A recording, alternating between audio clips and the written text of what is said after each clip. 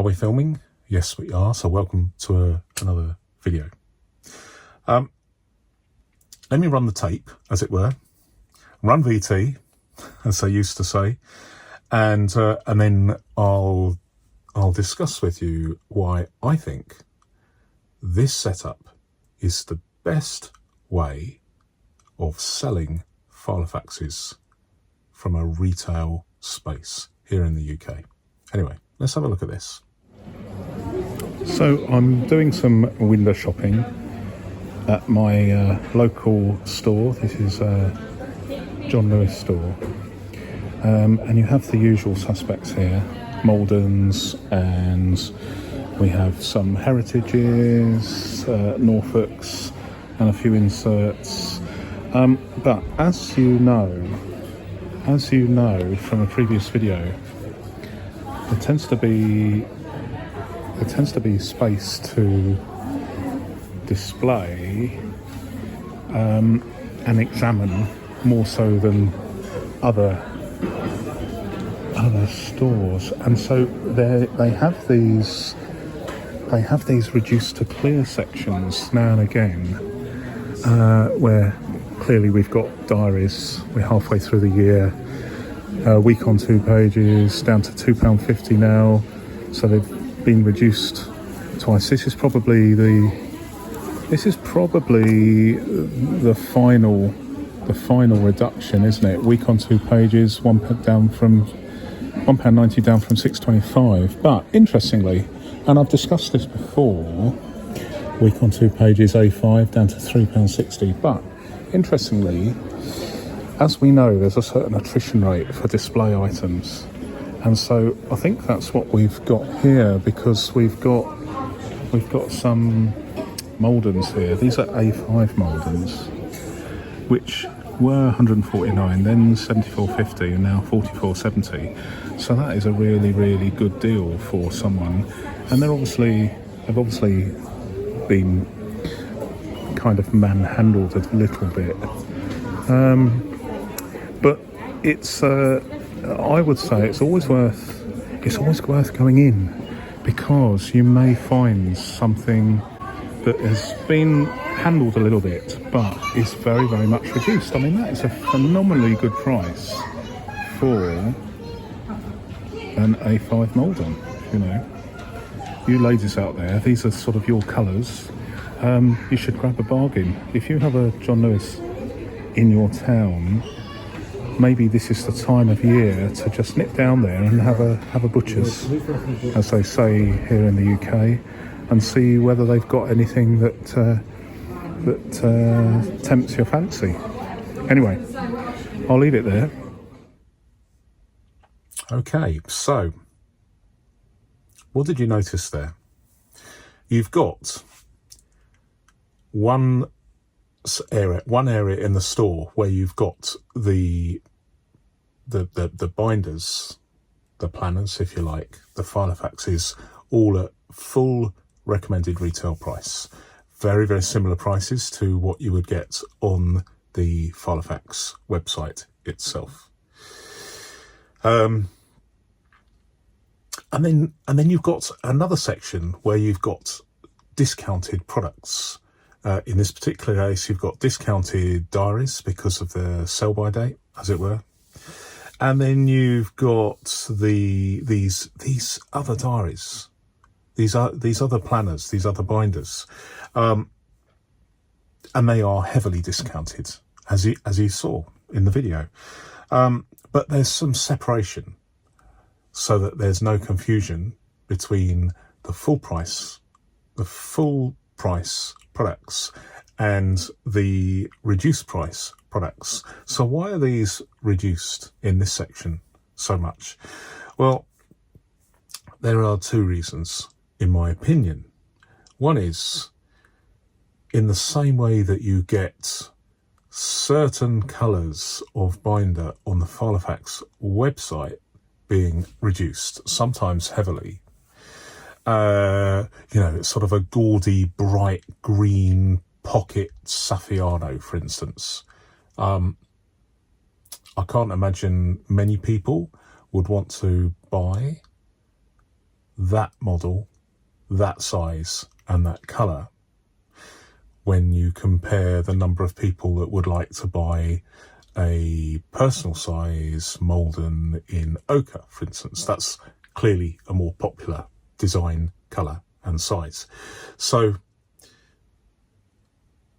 there are limits to the calculations, particularly stock in a retail environment, because you don't want things sitting too long, because they get dusty, and also crucially here they get used, they get opened, because here you have an excellent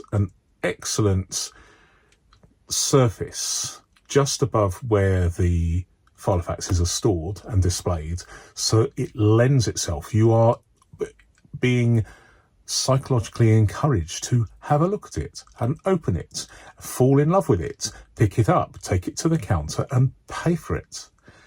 This is how it works.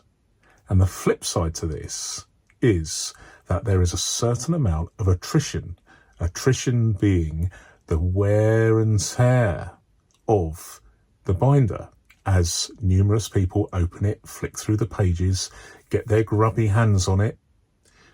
That is a cost, the cost of doing business. You could have everything behind in locked cabinets, but you would sell less.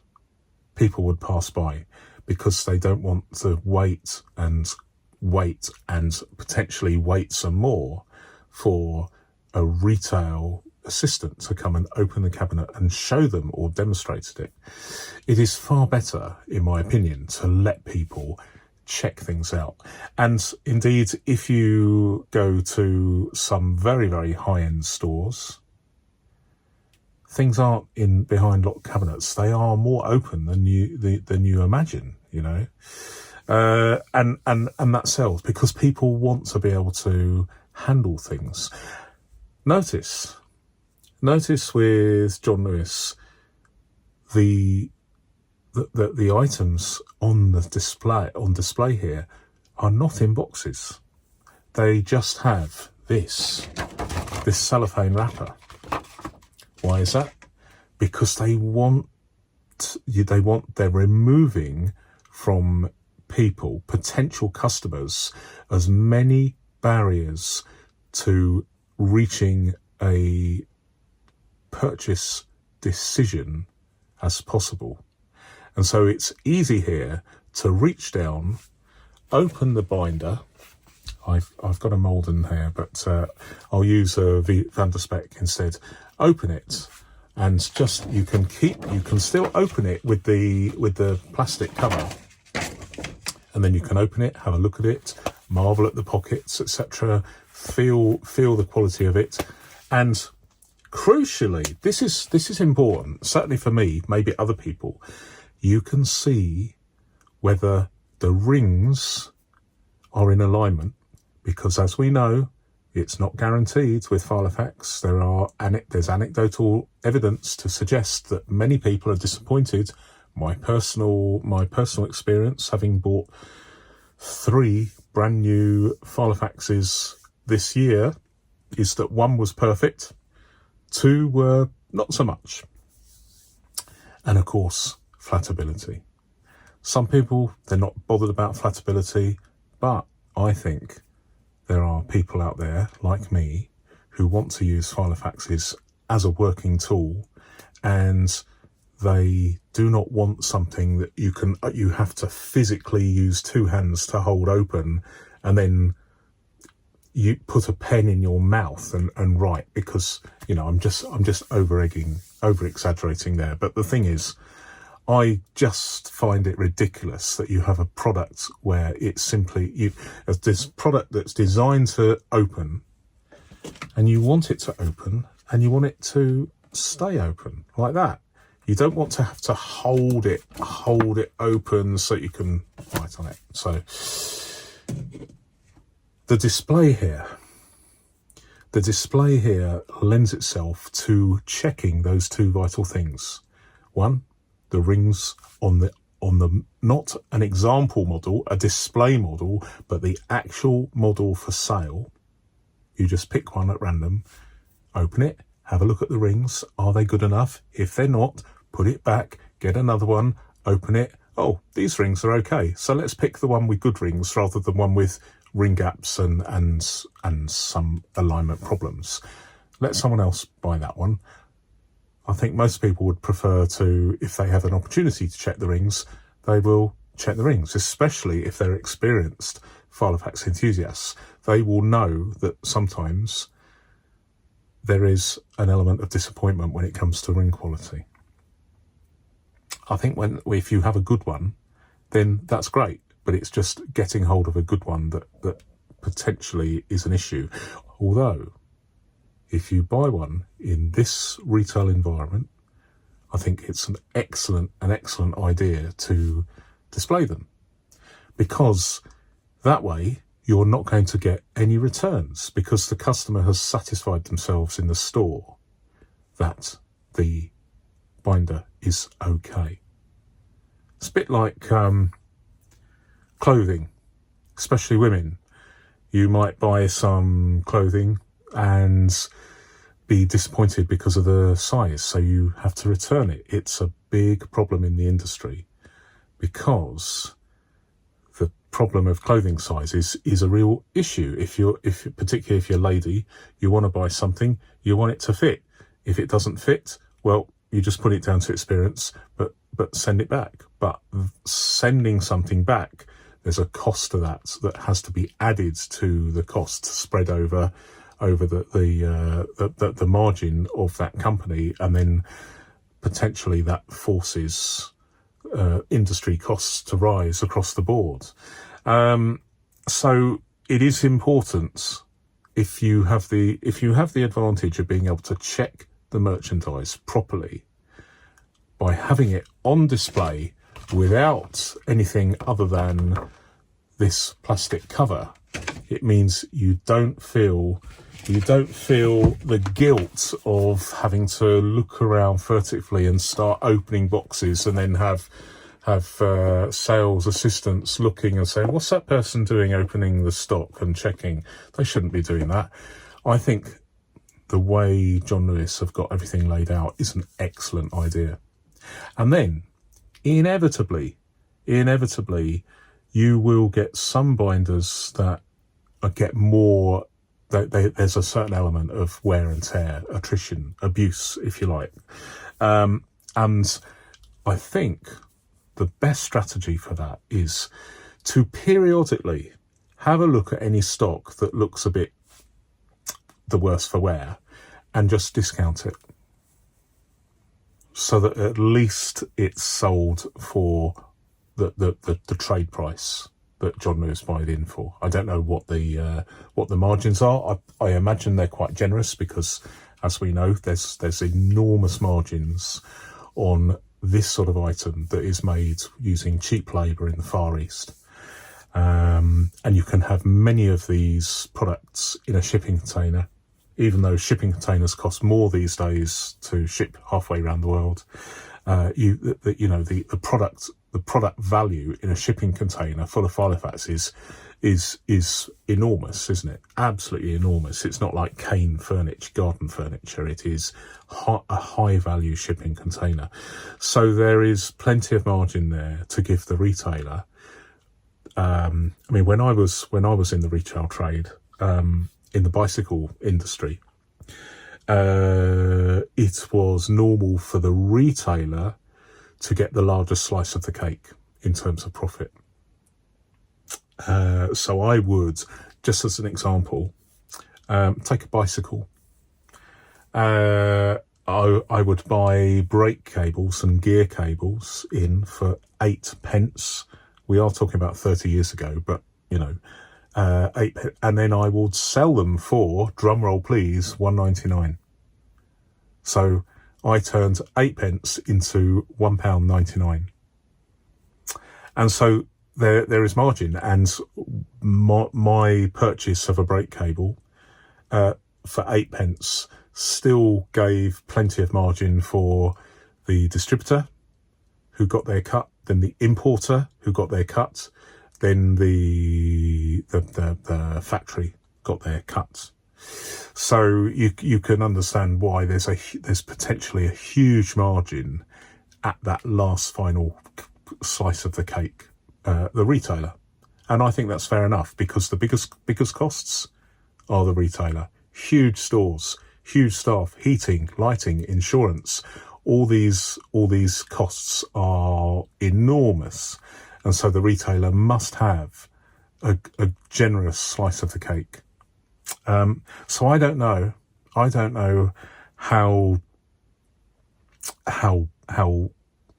don't know the trade price of a typical filofax Malden coming into John Lewis, but I imagine that there's a generous margin there. So the reason for the digression is because I'm just going back to whether there is any room to weed out those binders that have suffered a little bit through handling wear and tear, or not. I think there would be. I'm sure that, as you saw, those A5 Maldens that were going for £44, are they making a profit? Still making a profit on those?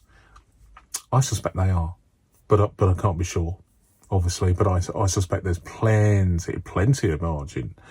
But I guess I'll never know unless I become a filofax retailer. And but then again, even so, no retailer is privy to other retailers' deals. I'm sure John Lewis, as a major retailer of filofaxes, gets probably one of the best deals, or maybe the best deal of the lot. Maybe even bigger than W. Smith's. I don't know, but it'd be interesting. So anyway, I'm waffling here, but I just thought that the way the retail presentation works, in terms of the strategy of letting people handle the merchandise, especially with something as sensitive as a filofax, where people want to handle the leather, they want to test it, they want to see whether it smells nice, they want to check the flatability, they want to check the ring alignment, very important, they want to have a look, they want to flick through things, just see the location of the pockets, just way up in their minds, and physically they can see they've got an opportunity to check it out. And I think that's an excellent way. I've no idea about sales figures for the John Lewis partnership, but I'll tell you what, I have bought, of the 3 filofaxes I have bought this year retail, one was directly from the Filofax website, fair enough, and the other 2 were one from John Lewis and one from W. Smith's, and I was just taking advantage of specific deals at the time, so that I didn't have to pay full retail. But it just goes to show, £44 compared to how much are they on the main Filofax website for an A5 Malden? 145, is that right? Let me know.